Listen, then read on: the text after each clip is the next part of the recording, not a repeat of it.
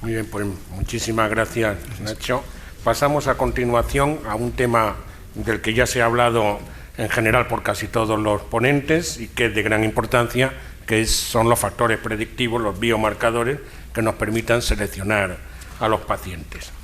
Lo van a discutir el doctor Federico Rojo, es patólogo de la Fundación Jiménez Díaz de Madrid, y también va a participar el doctor Vicente Guillén, oncólogo médico del Instituto Valenciano de Oncología de Valencia.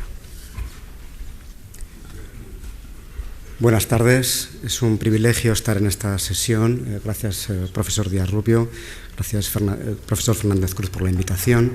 Es un privilegio compartir la mesa con usted, doctor Hongo. Como se ha mencionado en distintas presentaciones, en esta sesión efectivamente supone un reto la selección de los pacientes, los mejores pacientes candidatos para el tratamiento con inmunoterapia.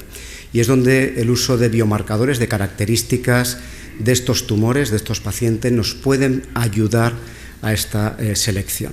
Cuando hablamos de biomarcadores debemos de diferenciar entre biomarcadores pronósticos, aquellos que nos van a informar de la evolución de la enfermedad, de cuál es su biología independientemente del tratamiento aplicado, y biomarcadores predictivos que nos van a identificar a aquellos pacientes con mayor probabilidad de respuesta o mayor probabilidad de resistencia a un tratamiento aplicado. Actualmente existen algo menos de 100 biomarcadores en uso clínico, aunque si buceamos en la literatura pueden existir cientos de miles de publicaciones con biomarcadores potencialmente útiles en la selección de pacientes en el campo de la oncología. El proceso de validación de un biomarcador es extremadamente complejo y requiere unas fases de validación para su implementación en práctica asistencial. En este sentido, PDL1, como ya se ha discutido en algunas sesiones previas, parece que juega cierto valor en la selección de pacientes. En el estudio Keynote 001, en cáncer de pulmón de célula no pequeña, la expresión de PDL1 en células tumorales ayudó a la selección de pacientes que más se beneficiaban del uso de inmunoterapia de fármacos anti-PD1. Esto llevó a la aprobación en 2015 por autoridades sanitarias de fármacos anti-PD1 en este tipo tumoral, uno de ellos guiado por la expresión de PDL1 en cáncer de pulmón de célula no pequeña. Posteriormente, en el estudio Keynote 024, con mayores niveles de expresión de PDL1, permitió también en primera línea la aprobación de pembrolizumab, en este caso en cáncer de pulmón de célula no pequeña. Este biomarcador PDL1 ha sido revalidado en diversos estudios y ha extendido su capacidad predictiva a diferentes tumores, incluyendo la expresión de PDL1 del compartimento estromal, de aquellas células que acompañan a la propia célula tumoral, y en un score combinado está permitiendo seleccionar pacientes en carcinoma urotelial, de cabeza y cuello, cérvix o gástrico.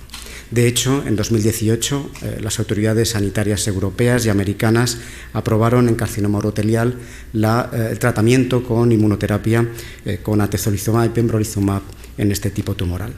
Recientemente también hemos visto aprobación en cáncer de mama triple negativo, en este caso basado en la selección de PDL1 expresado en el compartimento estromal para el tratamiento con atezolizumab combinado con quimioterapia. Hay importantes consideraciones preanalíticas en la determinación de este biomarcador de PDL1. Para una correcta selección de los pacientes debemos de considerar que todos los pacientes deben tener una muestra adecuada disponible para la determinación de biomarcadores. Hay consideraciones analíticas también. Debemos utilizar métodos estandarizados en el laboratorio que garanticen suficiente robustez en la determinación de este biomarcador, aunque, como ya se ha mencionado, nos llevan a una situación de que PDL1 tiene un valor limitado en la selección de pacientes. Hay pacientes o tumores con expresión de PDL1 que no responden a la inmunoterapia y, en situación inversa, tumores sin expresión de PDL1 que sabemos pueden beneficiarse del uso de inmunoterapia. Esto lleva a la búsqueda de nuevos biomarcadores en el campo de la inmunoterapia para la selección de estos pacientes.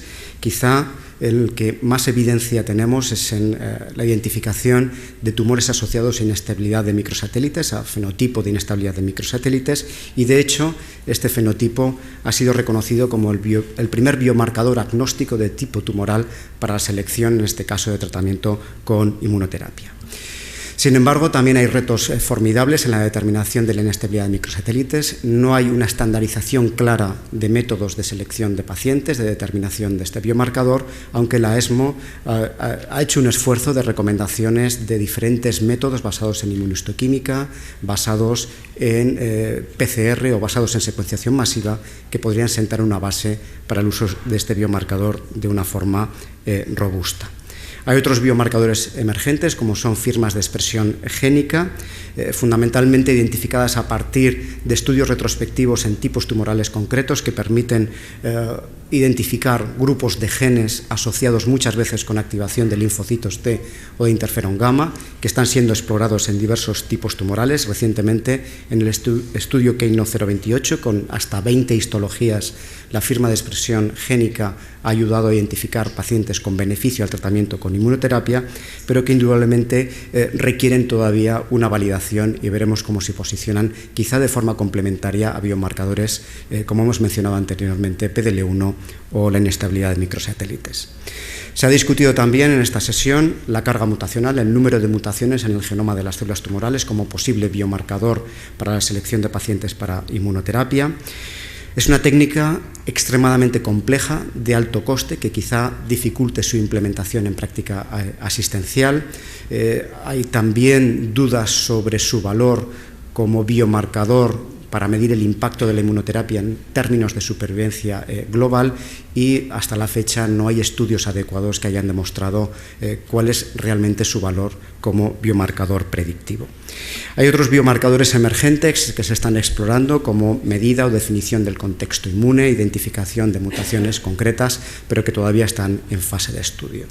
El reto, indudablemente, para nosotros como profesionales es implementar estos biomarcadores en práctica asistencial de una forma adecuada, estandarizada, con equidad de acceso a todos los pacientes, dentro de un contexto de oncología o medicina de precisión, una estrategia a nivel nacional que implica no solo a nosotros como profesionales, sino también a las autoridades sanitarias. Muchas gracias. Muy bien, pues muchas gracias, doctor Guillén. La visión del clínico. Muchas gracias, Eduardo. En primer lugar, lógicamente, sumarme a los agradecimientos a la invitación del profesor Nantejuz y al profesor Díaz Rubio, y, cómo no, volver a repetir que es un honor para mí compartir mesa con el profesor Onjo, ¿no?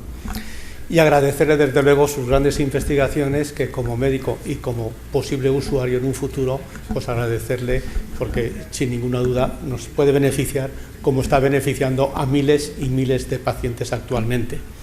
Y lo que no hay ninguna duda ya a estas alturas es que la inmunoterapia está suponiendo un cambio de paradigma tremendo en el tratamiento del cáncer. Hemos visto cifras que desde luego pues nos encantan oírlas. Tumores que hasta hace muy poco no tenían tratamiento y los pacientes morían en pocos meses, pues actualmente estamos viviendo supervivencias de 7, 8, 10 y ya 12 años en algunos tumores, ¿no? Y esto pues nos llena de satisfacción completamente. Pero hemos oído al doctor Rojo pues comentarnos un poco la importancia de los biomarcadores. Pero ¿por qué son importantes a mi modo de ver? Son importantes por dos motivos. En primer lugar, porque la mayoría de fármacos inmunológicos tienen dos características comunes. Primero, que benefician mucho, pero a un número limitado de pacientes. Ya se ha dicho que en el mejor de los casos pues, se beneficia un 30 o un 40% de una forma importante. Por tanto, quedan muchos pacientes que no se benefician. Y no hay que olvidar que son terapias que tienen un altísimo coste y, por tanto, pues pueden, como se dice siempre, aunque nunca llegamos ahí, que pueden comprometer la sostenibilidad del sistema, ¿no? Por tanto, buscar biomarcadores es tremendamente importante, pero esto obviamente no es un tema fácil, porque el cáncer es un tema muy complejo, donde vemos diversidad de tumores, de células tumorales, hemos visto muchos tumores distintos y probablemente no tengan mucho que ver una célula de un cáncer renal con una célula de un melanoma o de un pulmón, ¿no? Pero por si faltaba algo, entra en juego el microambiente, que parece ser que a nivel inmunitario pues tiene un papel también fundamental y que dificulta en gran manera la búsqueda o encontrar biomarcadores adecuados. Y por tanto, pues no cabe ninguna duda que cuando hablamos de inmunología, pues uno de los retos fundamentales que tenemos actualmente es encontrar esos marcadores y encontrar qué pacientes van a responder a estos tratamientos y qué pacientes no van a responder, para evitar gastos y evitar toxicidades en los pacientes que sabemos que no van a responder, ¿no? Yo creo que has descrito magníficamente bien qué es lo que tenemos hasta ahora. Y hasta ahora, pues fundamentalmente tenemos pues 4 biomarcadores. El PDL1, tenemos la carga mutacional, tenemos la infiltración linfocitaria y últimamente la inestabilidad microsatélite, ¿no? Pero realmente, quitando esta última, que como has dicho, pues ya se está utilizando como un marcador diagnóstico, pues la mayoría de veces solamente utilizamos el PDL1 y hemos visto que su valor, pues aún siendo muy importante, es muy relativo y que depende además de distintos tumores y no tiene el mismo valor en cáncer de pulmón que en melanoma o en cáncer renal, ¿no? Entonces, a mí me surgen desde luego muchísimas preguntas, ¿no? Y algunas que se me ocurren es: ¿por qué no se hacen estudios a gran escala? Mira, no tenemos ninguna duda, hemos participado en múltiples ensayos clínicos de grandes industrias farmacéuticas, fundamentalmente MSD y Bristol Myers Squibb. Tienen miles y miles de productos biológicos derivados de los ensayos clínicos. A veces a uno le cuesta pensar por qué no se hace con estos miles y tenemos los resultados de los pacientes. ¿Cómo no se hace algo más, ¿no?, a este nivel? Uno lee habitualmente en la literatura pues que aparece que la molécula tal pues puede estar relacionada también con problemas de resistencia a los tratamientos con inmunoterapia, ¿no?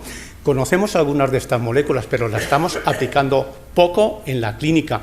Y una última pregunta, que incluso yo te haría a ti personalmente: ¿tú crees que ya deberíamos utilizar más el NGS en estos pacientes cuando vamos a aplicar inmunoterapia?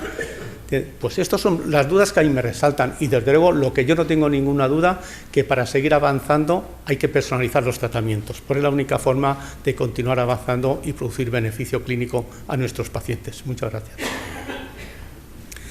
Indudablemente es un reto extraordinario implementar estos biomarcadores.